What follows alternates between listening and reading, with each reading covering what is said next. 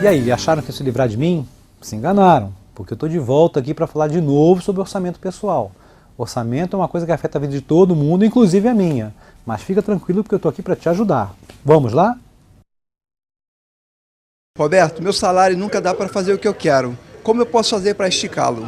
Bom, é importante, primeira coisa, é importante você saber quanto você ganha e quanto você gasta cada mês, né? Então, primeira coisa que tem que ter é papel na mão, lápis e vamos lá escrever, anotar direitinho qual é seu gasto mensal. Bom, o que é uma pessoa que está tranquila, está com orçamento equilibrado? É aquela pessoa que ganha mais, ou pelo menos ganha igual, empata com aquilo que ela gasta normalmente. Então, se por exemplo, o camarada ganha R$2.000 e gasta 1.800, 1.900 por mês, esse cara está no equilíbrio. Se o cara ganha 5.000, será que ele está no equilíbrio? Não sei. Se ele gasta 5.500, ele não está em equilíbrio. Porque ele ganha 5.000 e gasta por mês 5.500, então todo mês ele precisa pedir emprestado, seja num cheque especial, seja num cartão de crédito. Então esse cara vai entrar em déficit, vai começar a gastar parte da sua renda, parte do seu salário, em coisas indesejáveis, como por exemplo juros de cheque especial, multa por atraso de pagamento. Isso não é uma coisa boa. Então a realidade aqui, a mágica que tem que ser feita é sempre tentar fazer com que você receba mais do que você gasta. Como é que é feito isso? Você pode tentar pensar em aumentar o seu salário. É possível isso? Às vezes é.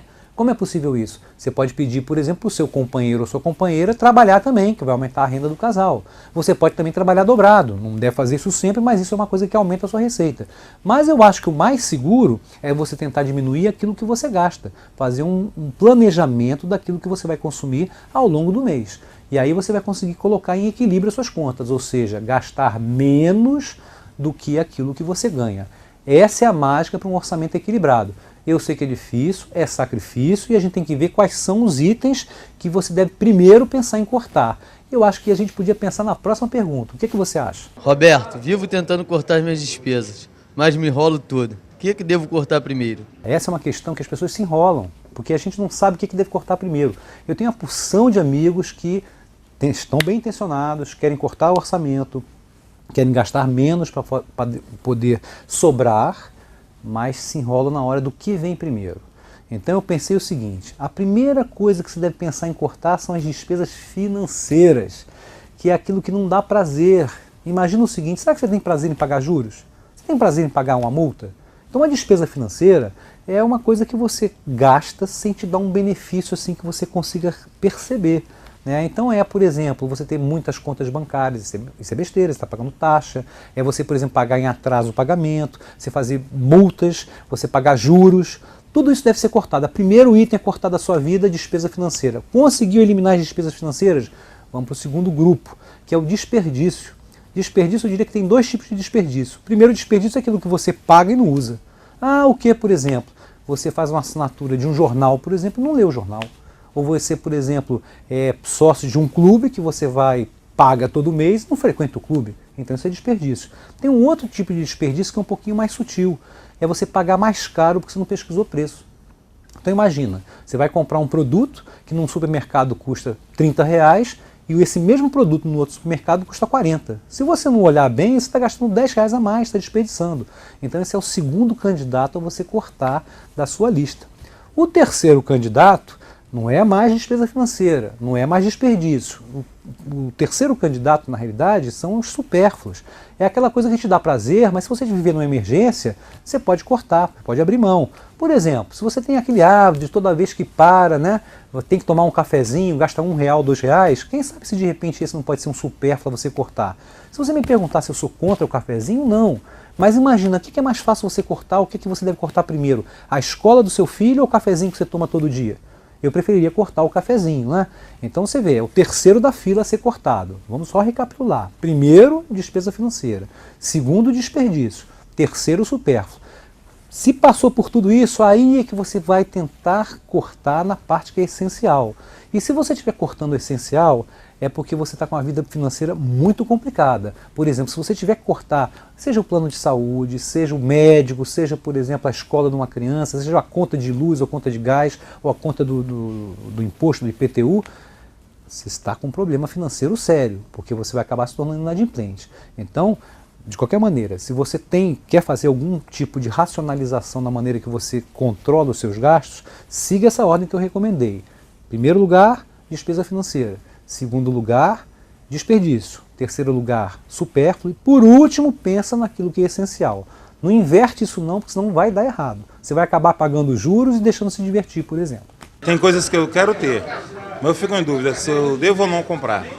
Eu tenho uma dica que eu recomendaria que vale para todo mundo. Eu acho que você sempre tem que calcular quantas horas de trabalho aquilo que você quer comprar custam.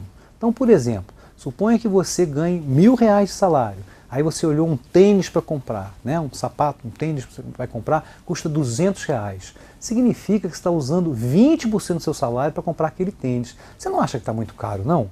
Você está usando, vamos imaginar, se você trabalhar 20 dias por mês, significa que você está trabalhando 5 dias, ou 4 dias, entre 4 ou 5 dias, para conseguir pagar aquele tênis. Eu acho muito caro para um tênis. Aí você diz assim, bom, e a pessoa que tem, por exemplo, um salário de 10 mil? Um tênis de R$200 para uma pessoa que tem um salário de 10 mil reais não é tão caro assim, de repente ele vai trabalhar algumas horas. Então repara que esse é um conceito que você pode levar para todas as classes, todos os tipos de renda. O que de repente é muito caro para você, para uma pessoa que ganha muito mais que você é barato. E uma coisa que para você é tranquilo, uma pessoa que ganha muito menos que você acaba sendo muito caro. Então a ideia é, toda vez que você for olhar alguma coisa que você quer comprar, pensa quantas horas do meu dia eu vou gastar para usar, para poder ter aquele bem. Então isso aí vai fazer com que você desista de certas loucuras. Eu vou dar um exemplo. Eu fico pensando assim, eu, por exemplo, não gosto de andar de automóvel próprio. Eu uso transporte coletivo. Claro que eu tenho o meu carro, sim, eu tenho meu carro, mas eu uso muito pouco. Por quê? Porque se eu for sair com o meu carro, por exemplo, durante a semana para ir para o trabalho, eu vou gastar mais de R$60 em estacionamento. E eu fico pensando, caramba, eu vou gastar mais de 4 horas ou 5 horas do meu dia para poder pagar esse estacionamento. Então, isso não é uma boa, então eu prefiro deixar o carro em casa. São essas coisinhas simples que permitem que você tenha uma vida financeira um pouquinho mais saudável. Você não fique correndo atrás das suas contas, não é mesmo? Eu não costumo falar sobre dinheiro em casa. Como devo fazer isso? Olha, se você não costuma falar de dinheiro em casa, você está vivendo um problemão. E por que eu falo isso? Porque não tem sentido se você está com alguém, se você compartilha com alguém uma série de coisas, né? Suponha, você é casado, está casado com uma moça e vocês falam de diversas coisas, educação de crianças, onde vão passar as férias, esse tipo de coisa. Como é que você não pode falar de dinheiro? Tem que falar. Dinheiro é uma coisa que você vai lidar desde a hora que você acorda até a hora que você vai dormir. Então é importante para vocês compartilharem decisões. Será que vale a pena trocar a geladeira agora ou fazer a reforma de casa? Essas coisas todas costumam, se são bem conduzidas, costumam até aproximar o casal. Agora, tem que ser num clima tranquilo, não pode ser num clima de briga, de acusação. Então, assim, tem que fazer o dever de casa assim. Tem que olhar, pensar bem, será que eu estou em condições de conversar com a minha companheira ou com o meu companheiro agora? Tá, esse é o primeiro passo. O segundo passo é envolver as crianças também, porque criança consome pra caramba. E às vezes tem gente que tenta compensar isso, por exemplo, o pai que trabalha muito, ou a mãe que trabalha muito, deixando que os filhos gastem o que quiserem. É a maneira de compensar a ausência. Isso não é legal, porque a vida da gente é feita de restrições. Né? Eu tenho minhas restrições, você tem a sua restrição, e as crianças têm que ter as restrições dela também. Não pode ir para o shopping e gastar em tudo que vê.